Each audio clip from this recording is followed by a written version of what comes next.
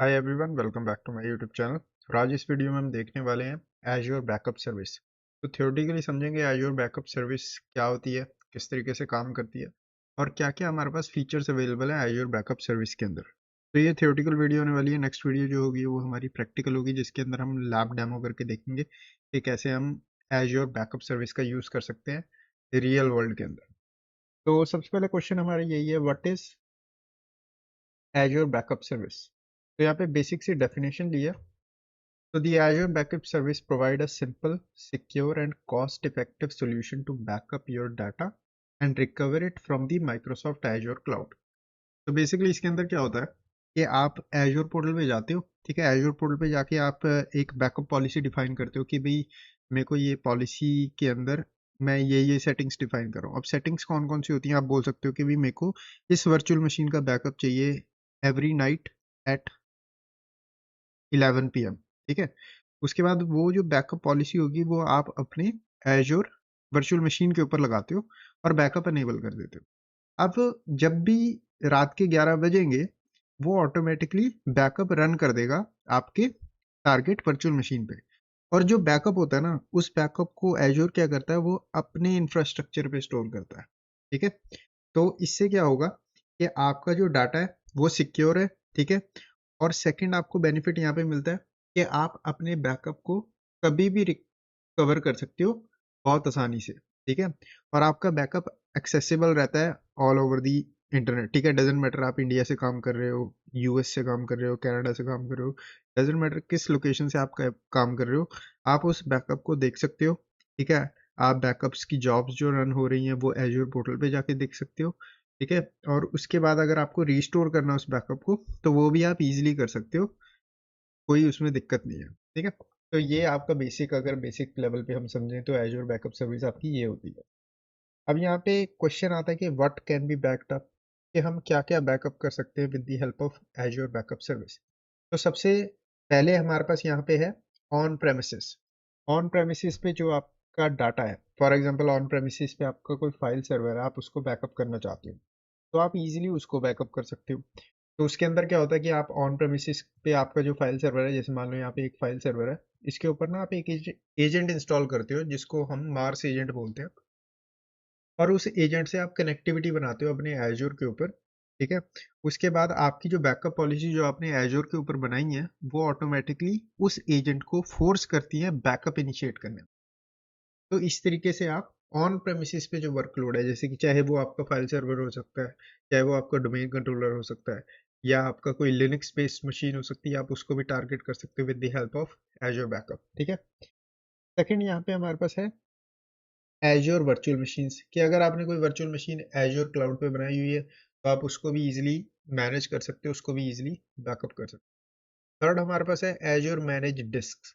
अब manage disc क्या होती है, हमने अपने स्टोरेज वाले सेक्शन के अंदर पढ़ा था जब हम वर्चुअल मशीन्स बना रहे थे, तो उसके अंदर हमने देखा था कि ऑपरेटिंग सिस्टम, जब हम कोई फॉर एग्जांपल वर्चुअल मशीन बनाते हैं तो हमको एक डिस्क डिफाइन करनी पड़ती है, जैसे ऑपरेटिंग सिस्टम डिस्क, राइट। तो अगर आप उसका बैकअप लेना चाहते हो with the help of azure backup service, उसका बैकअप भी आप ले सकते हो विदाउट एनी प्रॉब्लम्स, ठीक है। अब थर्ड हमारे पास एज्योर फाइल्स। एज्योर फाइल्स भी एक आपकी स्टोरेज सोल्यूशन ही है, आप इसका भी बैकअप ले सकते हो।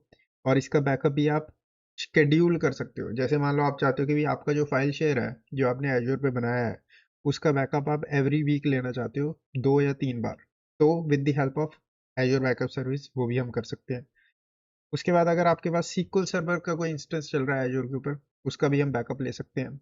एज्योर ब्लॉब्स, ब्लॉब्स भी एक स्टोरेज होती है एज्योर के ऊपर ही, अगर आप इसका बैकअप लेना चाहते हो तो इसका भी बैकअप ले सकते हो। अब यहाँ पे मेन मेन मैंने यहाँ पे डिफाइन किए हैं कि ये चीज़ें हैं जिनका आप बैकअप ले सकते हो। इसके अलावा भी बहुत सारी चीज़ें हैं जिनके ऊपर आप बैकअप अनेबल कर सकते हो एज्योर के ऊपर, बट ये कुछ मेन पॉइंट्स थे जो मैं आपको बताना चाहता था, तो ये वाले मेन है, ठीक है। अब नेक्स्ट स्लाइड पे चलते हैं और देखते हैं कि वाई एज्योर बैकअप्स, कि हम एज्योर बैकअप्स का ही क्यों यूज़ करें, ठीक है। अब अगर मार्केट के अंदर आप जाओ तो मार्केट के अंदर आपके पास बहुत सारे बैकअप के सॉल्यूशन मिलते हैं, जैसे वीम बैकअप होता है, ठीक है। उसके बाद यूनिट्रेंड्स होता है, उसके बाद आपके पास मल्टीपल ढेर सारे कंपनीज मिल जाएंगी जो आपको बैकअप प्रोवाइड कर रही है, बैकअप के सॉल्यूशन प्रोवाइड कर रही है।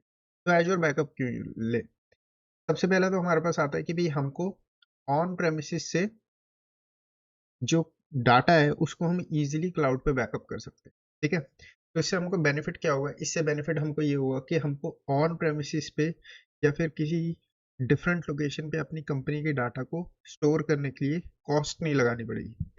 यूजुअली क्या होता था ट्रेडिशनल एनवायरनमेंट्स के अंदर, जब हम क्लाउड की बात नहीं करते थे, उस टाइम कंपनीज क्या करती थी डिजास्टर रिकवरी के लिए?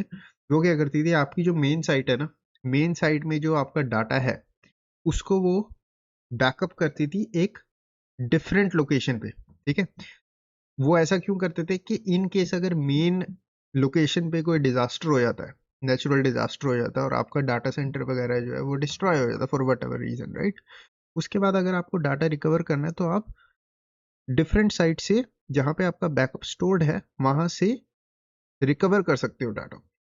अब उसके अंदर क्या होता है, उसके अंदर कॉस्ट बहुत लगती है, क्योंकि आपको सबसे पहले तो एक डिफरेंट लोकेशन पे डाटा सेंटर सेटअप करना पड़ेगा। फिर उसके बाद आपको बहुत सारी हार्ड ड्राइव्स खरीदनी पड़ेंगी जिसके ऊपर आप डाटा स्टोर करते हो। उसके बाद आपको एक हार्डवेयर खरीदना पड़ेगा जो बैकअप हैंडल करने के लिए कैपेबल हो। ठीक है, ये सारी चीजें होती हैं। बट एज्योर बैकअप्स के अंदर ऐसा कुछ भी नहीं है। एज्योर बैकअप्स के अंदर आपको अपनी टारगेट मशीन्स जिनको आप बैकअप करना चाहते हो ऑन प्रेमिसेस पे, उन पे आपको एजेंट इंस्टॉल करना है, और एज लॉन्ग एज वो वर्चुअल मशीन्स इंटरनेट से बात करते कर सकती हैं, आपका बैकअप इजीली हो जाएगा क्लाउड पे। ठीक है, तो इसके अंदर बेसिकली क्या होता है फंडा, कि आपका जो ऑन प्रेमिसेस पे वर्चुअल मशीन है या फिर ऑन प्रेमिसेस पे जो सर्वर है, वो पहले क्या करते हैं, वो पहले बैकअप लेते हैं पूरे सिस्टम का और उसको लोकली स्टोर करते हैं। एक बार वो लोकली स्टोर हो गया आपका डाटा, उसके बाद उसको क्लाउड पे पुश कर दिया जाता है। तो इस तरीके से आपका काम करता है बैकअप ऑन प्रेमिसेस के लिए। सेकंड यहाँ पे हमारे पास है ये प्रोटेक्ट एज्योर वीएम्स। ठीक है, आप सेफली एंड आइसोलेटेड वे में बैकअप्स ले सकते हो अपनी वर्चुअल मशीन्स का। अब अगर आप एज्योर के ऊपर वर्चुअल मशीन्स बना रहे हो और मैं बोलूँ कि ठीक है मेरे पास एज्योर के ऊपर वर्चुअल मशीन है, और बट मैं इसको बैकअप करने के लिए किसी थर्ड पार्टी वेंडर का एजेंट इसके ऊपर इंस्टॉल करूंगा, ऐसा मैं क्यों करूंगा अगर मेरे को एज्योर ही बैकअप सॉल्यूशन प्रोवाइड कर रहा है, राइट? अगर मैं एक ही लोकेशन से अपने बैकअप्स भी मैनेज कर सकता हूँ, अपने एनवायरनमेंट को मॉनिटर भी कर सकता हूँ, अपने एनवायरनमेंट पे और इंफ्रास्ट्रक्चर बिल्ड कर सकता हूँ, तो मैं और एप्लीकेशंस का सपोर्ट क्यों लूँ? ठीक है, तो सेकंड हमको एडवांटेज ये आता है कि एज्योर बैकअप्स हमारी उन एसेट्स को प्रोटेक्ट कर सकते हैं जो डायरेक्टली हमने एज्योर पे डिप्लॉय किए हुए हैं। थर्ड है इजी टू स्केल। अब इजी टू स्केल के अंदर आपके पास ये होता है कि भाई आपको कोई हार्डवेयर नहीं चाहिए, जैसे कि आपने मैंने बताया आपको कोई हार्डवेयर नहीं चाहिए। मतलब कि आपको इस चीज़ की टेंशन लेने की जरूरत नहीं है कि अच्छा मेरा जो क्लाउड के अंदर स्टोरेज है जहाँ पे मेरा बैकअप हो रहा है वो फुल हो गया तो क्या, कोई दिक्कत नहीं है। एज लॉन्ग एज आपके पास मनी है, ठीक है। इसके अंदर आपको क्या है कि बैकअप के अंदर ना आपको एक फीचर होता है जिसको बोलते हैं पे एज यू गो। मतलब कि जितनी आप स्टोरेज यूज कर रहे हो बैकअप के लिए, सिर्फ उतने ही पैसे आपको देने पड़ेंगे। मान लो आज आप 10 TB का डाटा बैकअप कर रहे हो, तो आज आप पैसे दे रहे हो 10 TB के, बट कल को आपका जो ऑन प्रेमिसेस का फाइल सर्वर है या फिर क्लाउड पे जो वर्चुअल मशीन्स हैं वो आपने रिमूव कर दी, ठीक है, डाटा आपने क्लीन अप किया, उसके बाद आपका जो डाटा है 10 TB से 5 TB हो गया, तो उस सिनेरियो में आपका कॉस्ट भी कम हो जाएगी। ठीक है, इससे आप पैसे भी बचा सकते हो। तो इसके अंदर आपके पास इजी टू स्केल का ऑप्शन है, मतलब आप स्केल आउट भी कर सकते हो अगर आपको ज़्यादा स्पेस चाहिए बैकअप के लिए, वो भी आपको इजीली मिल जाएगी, आपको कोई नया हार्डवेयर डिप्लॉय करने की जरूरत नहीं है। और अगर आपको स्केल इन करना है, डाटा कम बैकअप करना है, तो वो भी आप इजीली कर सकते हो, आपको उसमें भी कोई प्रॉब्लम नहीं होगी। नेक्स्ट है हमारे पास सिक्योर बैकअप्स। ये डाटा जो होता है जब वो बैकअप हो रहा होता है, मतलब जो आपका ट्रांसफर हो रहा है डाटा, मान लो आपने कोई डाटा बैकअप किया, ठीक है, अब वो बैकअप क्या होगा, पहले लोकली बैकअप होता है, लोकल फाइल बनती है उस बैकअप की, उसके बाद उसको ट्रांसफर किया जाता है क्लाउड पे। अब ये जो पूरा प्रोसेस है ये इनक्रिप्टेड होता है। अब इसके अंदर ऐसा होगा कि जब आपका डाटा आपकी मशीन से क्लाउड पे अपलोड किया जाएगा तो वो इनक्रिप्टेड वे में किया जाएगा, तो उस तरीके से आप सेफ हो। सेकंड, जहां पे आपका बैकअप स्टोर होगा क्लाउड में कहीं तो स्टोर होगा, राइट? आपका एजोर के किसी डाटा सेंटर के अंदर, किसी सर्वर के ऊपर, किसी हार्ड ड्राइव के अंदर आपका बैकअप स्टोर्ड होगा। तो वो जो हार्ड ड्राइव्स होती हैं जिसपे आपका बैकअप स्टोर्ड है वो इनक्रिप्टेड होती हैं, तो उस सेंस में आपका बैकअप जो है आपके सिक्योर है, कि अगर किसी को हार्ड ड्राइव मिल भी जाती है बट राइट, तो उस सिनेरियो में आपको इस टेंशन की जरूरत नहीं है कि ठीक है मेरा डाटा एक्सपोजर हो गया, डाटा लीक हो गया, क्योंकि आपका डाटा इनक्रिप्टेड फॉर्म में स्टोर था। नेक्स्ट है हमारे पास सेंट्रल मैनेजमेंट। ये मैंने पहले भी बताया कि आप सब कुछ एक ही जगह से कर सकते हो। आपको 10 डैशबोर्ड या 10 जगह पे लॉगिन करने की जरूरत नहीं है अपने बैकअप्स को मैनेज करने के लिए। ठीक है, आप सिर्फ एक ही एजर पोर्टल पे ही बैकअप ही देख सकते हो, एजर पोर्टल पे अपनी वर्चुअल मशीन्स देख सकते हो, एजर पोर्टल से आप अपने स्टोरेज अकाउंट्स में मैनेज कर सकते हो, एजर पोर्टल से आप अपनी एंटर आईडी को एक्सेस कर सकते हो। सब कुछ आप एक ही जगह से कर सकते हो। तो ये आपको बेनिफिट होता है कि अगर आप एजर बैकअप्स का यूज करते हो, so everything you have in same place. ठीक है, अब यहाँ पे नेक्स्ट होता है ऐप कंसिस्टेंट बैकअप। ठीक है, ऐप कंसिस्टेंट बैकअप से मेरा मतलब क्या है कि फॉर एग्जांपल आपने कोई एप्लीकेशन बिल्ड किया है। ठीक है, अब यहाँ पे मैं वर्चुअल मशीन्स की बात नहीं कर रहा, यहाँ पे मैं बात कर रहा हूँ जब आप वेब एप्स करके एक सर्विस है, अगर आप उसका यूज करके डिप्लॉय कर रहे हो अपने एप्स को। ठीक है, अगर आप उसका बैकअप लेना चाहते हो तो ईजिली आप उसका भी बैकअप ले सकते हो, और उसको ईजिली, मतलब सबसे पहले तो आप उसका ईजिली और फास्टर वे में बैकअप ले सकते हो और ईजिली रिकवर भी कर सकते हो अपने ऐप्स को। ठीक है, ऐप कंसिस्टेंट बैकअप बेसिकली वो है। नेक्स्ट है हमारे पास फ्लेक्सिबल रिटेंशन, कि आप शॉर्ट टर्म, मतलब कि आपके पास जो शेड्यूल होता है ना, उसके अंदर आपको कोई ऐसी रिस्ट्रिक्शन नहीं है कि अच्छा आप मंथ में इतनी बैकअप्स ले सकते हो, ऐसा कुछ। आपके पास फ्लेक्सिबल रिटेंशन का ऑप्शन है कि आप अपनी जो बैकअप पॉलिसी है वो अपने अकॉर्डिंगली बना सकते हो, भाई किस तरीके का आपको शेड्यूल डिफाइन करना है अपने बैकअप्स के लिए। लास्ट हमारा है ऑटोमेटिक स्टोरेज। ये हमने ऑलरेडी यहाँ पे डिफाइन किया था इजी टू स्केल के अंदर, कि यहाँ पे ऑटोमेटिक स्टोरेज है आपके पास। ठीक है, जो एज्योर मैनेज करता है। अब जो मेन हार्डवेयर है जहाँ पे आपका डाटा स्टोर होगा एज अ बैकअप, वो एज्योर मैनेज करेगा।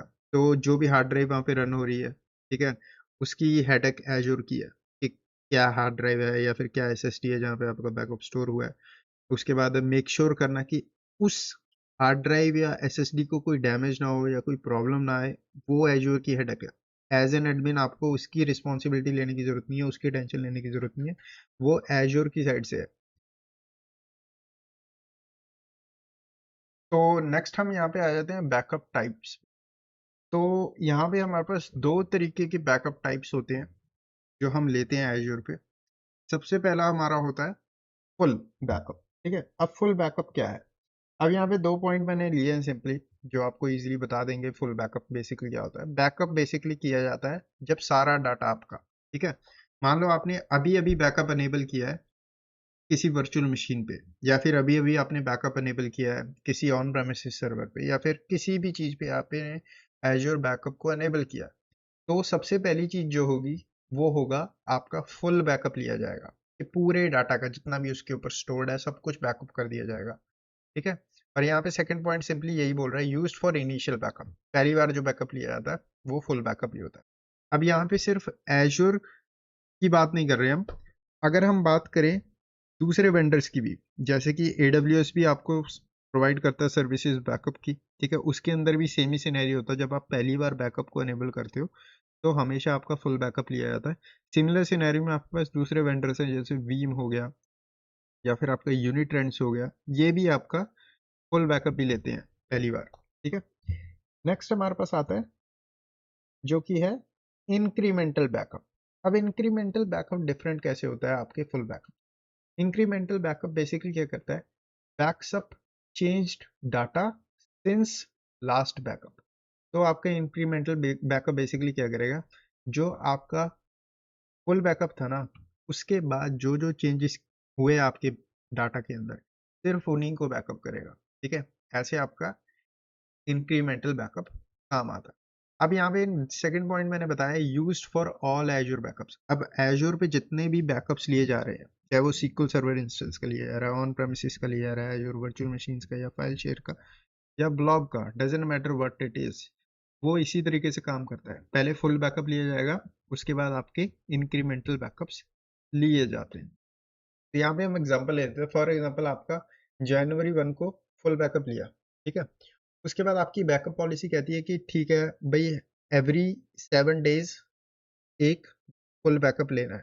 ठीक है, तो जनवरी 1 को पहला बैकअप लिया, उसके बाद जनवरी 2 से लेके जनवरी 6 तक आपके यूजर्स ने उस डाटा के अंदर बहुत सारे चेंजेस किए।